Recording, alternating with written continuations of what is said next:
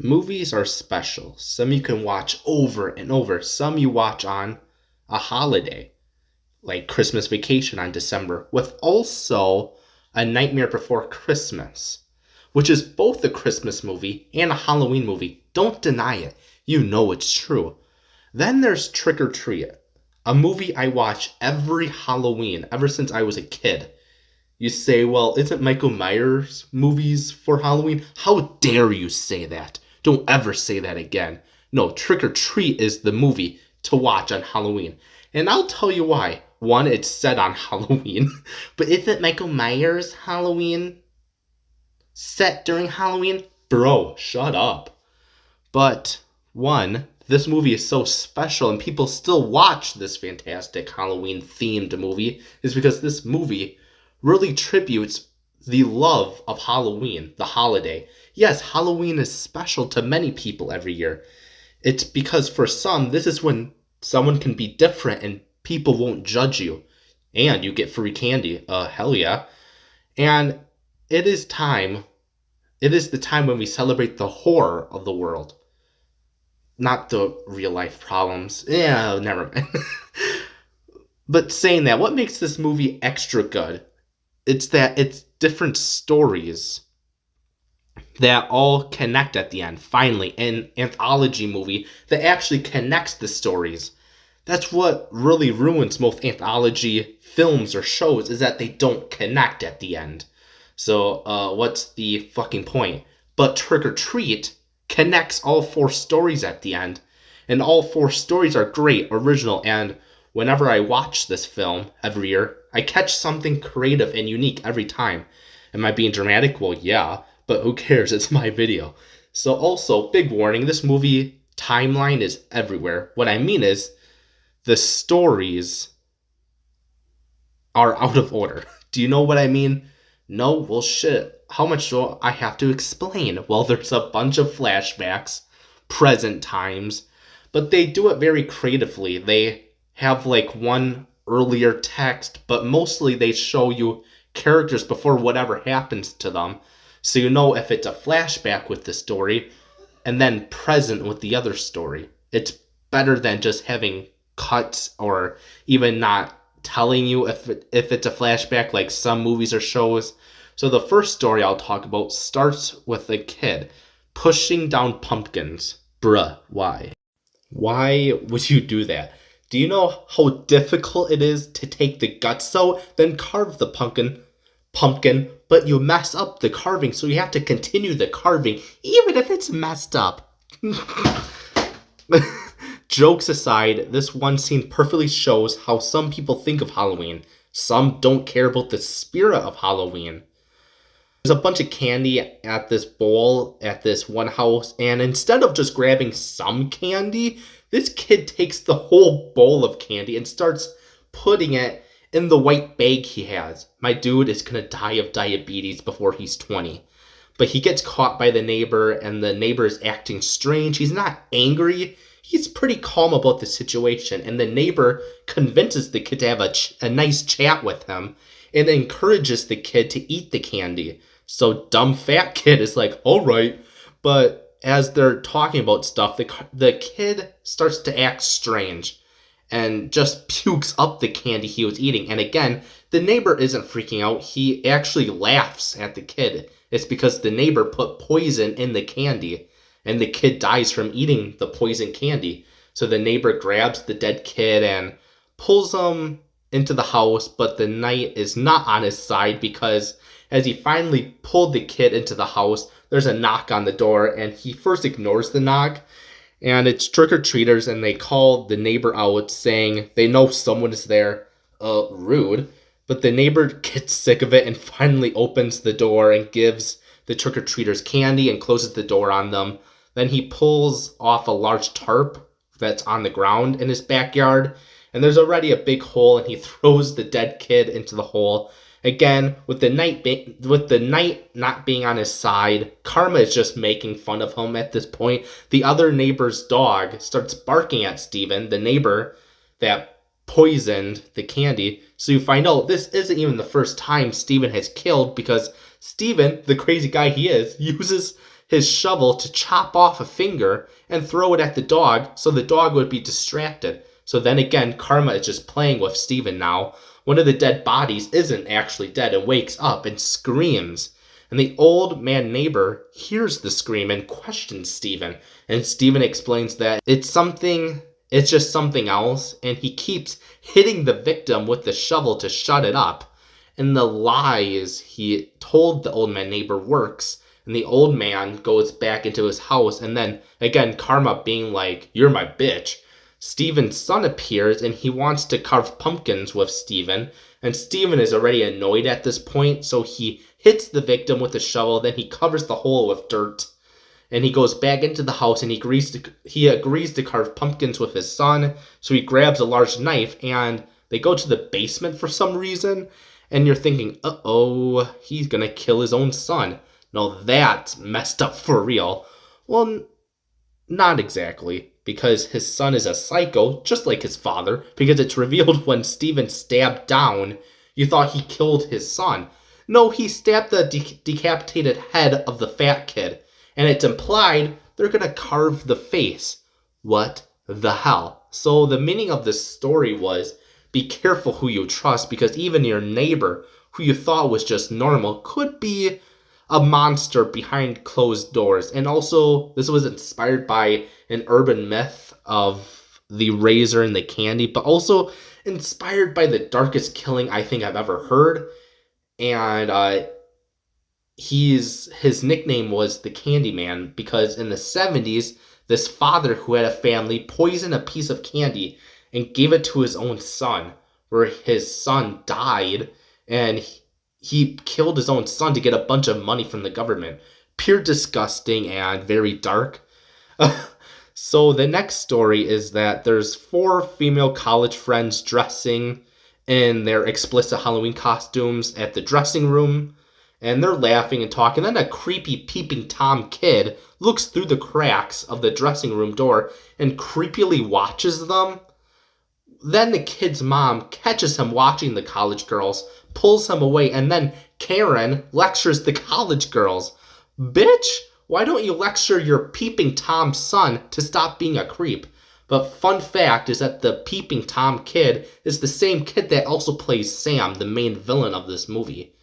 So the college girls just laugh it off and they walk out of the dressing room, look at each other. But then there's Anna Paquin, who is dressed as Red Riding Hood, and she's the quiet friend, and she's also the younger sister of the blonde college girl. So they go to the cashier, and the blonde girl keeps flirting with the male cashier and tells them if he wants to go to their party after he gets off of work. So, of course, if a pretty woman asks you to go to a party with her, you're gonna say yes. So after they leave this store, the college friends kind of make fun of Anna Paquin for never having a first time with a guy. She says she's just finding the right man for her first time. And then the town is having a Halloween parade on Halloween. And there's this random girl at this Halloween parade seeing this mysterious man in black. And then the woman follows the man for some reason. They start to make out at this alley.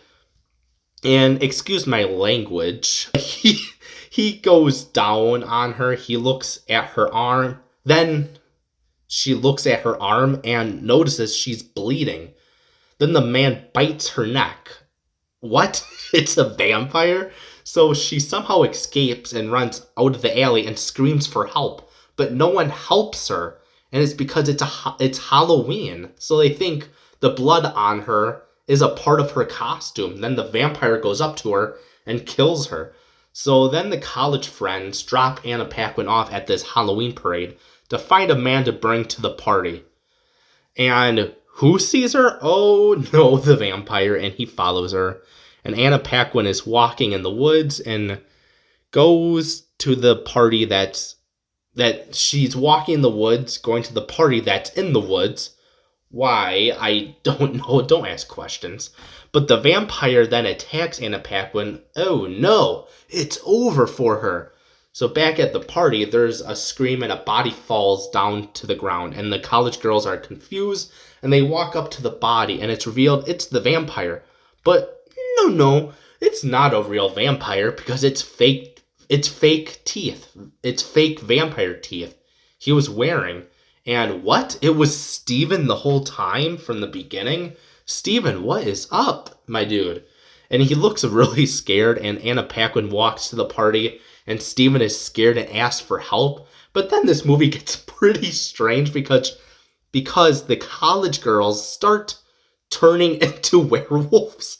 And they already killed the men at the party, and then Anna Paquin goes on top of Steven and says it's her first time.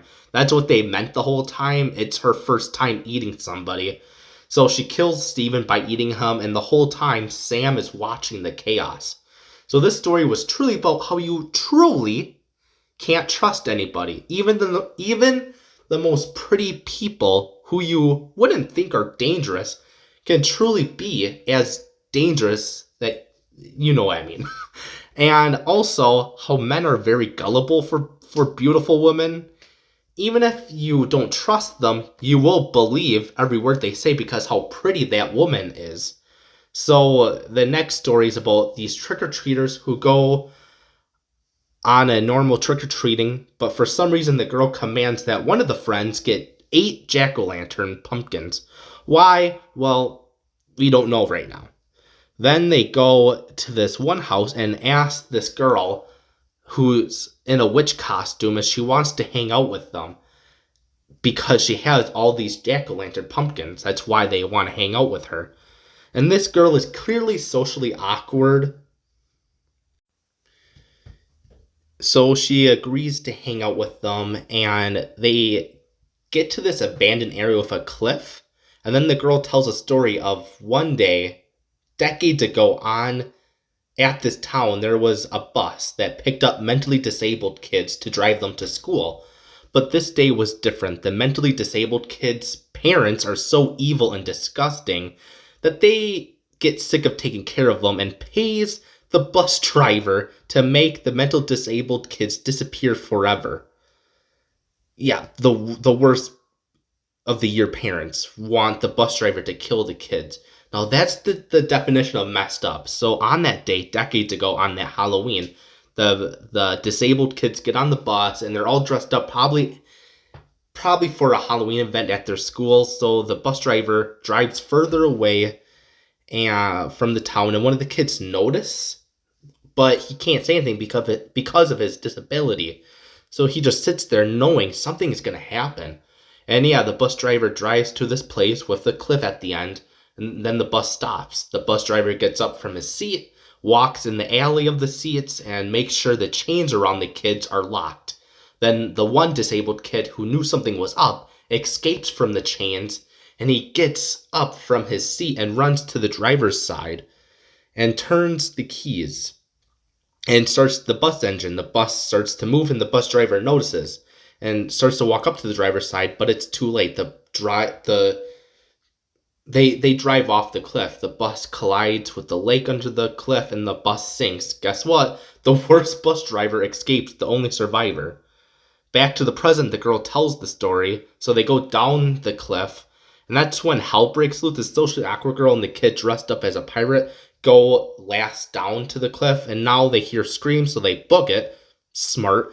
And they hear the other people scream. Then there's, uh-oh, pirate got kicked off the boat. I mean... That joke was bad, but the pirate who was dressed as a pirate was killed, and his guts are exposed. Uh-oh. The dead children are walking towards the socially awkward girl, but it's a prank, bro. That's right, it was a prank.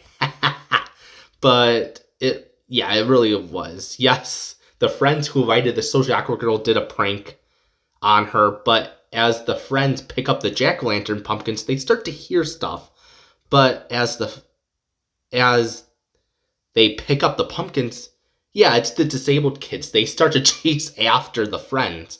And the friends get to the elevator that brought them down the cliff, and they can't enter because the socially awkward girl says, "YOLO, bitches," and goes up, leaving the friends to be massacred, and Sam watches the whole thing. Great story, telling you don't judge people. You never know when you might need them, or they might turn the tables on you. A classic, never judge a book by its cover. Now we get close to the end of the film, the last story.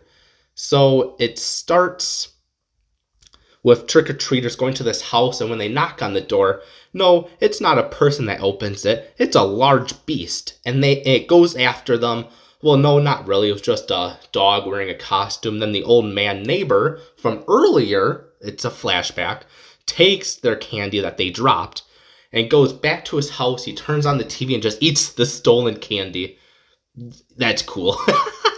But things start to turn for the worse when the dog starts barking at something. So the old man neighbor gets up and investigates and what the dog was barking at. And the old man from earlier, from the first story, the old man neighbor that was questioning Steven, that's what the dog was hearing. So you know what happened? So the old man goes back to his house, and so he goes back to his house.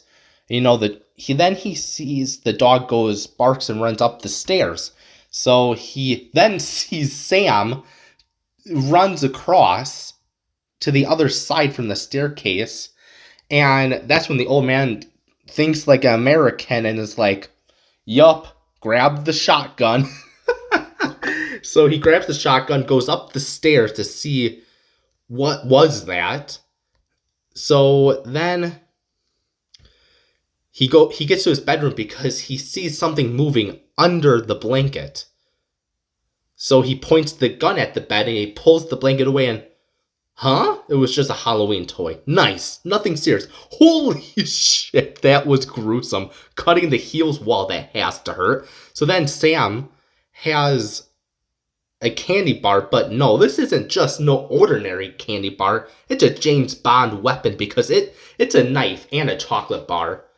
So the old man thinks, yeah, I'm out, and runs away. And he falls down the stairs because, well, Sam magically made candy drop on the staircase, and the old man falls down. Well, that wasn't that bad, right? Well, shit, the old man screams in pain because he looks at his hands, and they're all cut up and bloody because there's broken shards of glass on the floor. Ouch! And then Sam attacks the old man, and the old man is like, bitch, I have a shotgun, and shoots Sam. And Sam flies across the room, and the cool and creative thing is that Sam is this weird pumpkin creature. And when he was shot, no blood, it's pumpkin guts. That's just really cool. And gets up and takes out a pumpkin lollipop, bites it so it makes it a sharp weapon now, walks towards the injured old man, and the old man is scared. He can't do anything because he's injured. So when Sam stabs the old man is still alive. Sam stabbed the chocolate bar, and he eats the chocolate. It's like, peace, dude, and just leaves. So that's it. The next scene, this same night, the old man neighbor is handing out candy to the trick-or-treaters, and Sam is watching like, yeah, bitch, celebrate Halloween. But then Sam notices a couple arguing, and he watches when he sees the wife taking down decorations on Halloween. That's a big no-no to Sam. So Sam takes a visit to the wife. By the way, Sam kills the wife. We saw this right at the beginning of the film. Anyway, so yeah, that's Trick or Treat, a really great horror movie that shows how great Halloween is. The point of Sam is he keeps the spirit of Halloween alive and will stop people that disrespects Halloween. So yeah, that was Trick or Treat. Like I said, a great horror film. If you liked this video, give it a like because it was a good video. Don't deny it, you know it's true. Subscribe because this is the best channel, you know it. Don't deny it. Alright, that joke is getting very old. But yeah, like, subscribe, share to others, follow me on my social media. And yeah, you guys are awesome. Peace out and happy Halloween.